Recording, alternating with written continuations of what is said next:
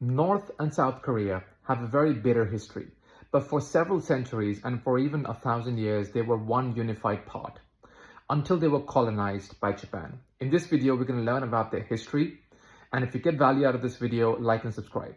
So in 1910, Korea was colonized by Japan, and they were under the brutal oppression of the Japanese army for almost 35 years, all the way up till the end of Second World War, after which Japan was defeated. And then Korea was divided into North and South Korea by the US and by Russia, where North Korea was run under more communist ideas and was influenced heavily and continues to be influenced heavily by Russia, while South Korea was run under more democratic ideas and the ideas of capitalism, which continues to be the case today.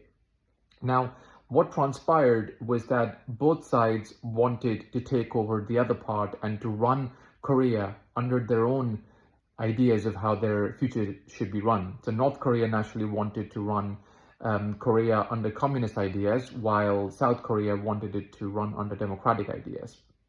Now, what transpired was that in 1950, a war broke out where North Korea, with the support of Russia and also of China, went in and captured Seoul very quickly.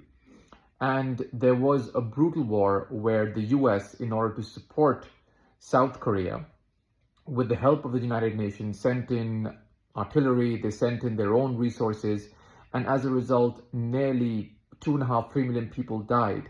Many cities were flattened, and this war continued all the way up till 1953, when an armistice was agreed. And as a part of this armistice, a heavily militarized but demilitarized zone was created between the two sides, and this zone exists today as well, where both sides have peace but really have been warring, and there's been a lot of aggression between the two sides even till today. But what's most interesting is what has happened in the two countries after 1953. South Korea, which was run under the influence of the US and under the ideas of democracy and capitalism, ended up expanding their economy massively. They developed huge resources, they've developed industries, and technologically, they're one of the most advanced countries in the world today. While North Korea, under the influence of communism and under the ideas propagated there, continued to not develop their industry, instead focused on their military. And this continues all the way up till today, where the size of their economy is a fraction of South Korea. South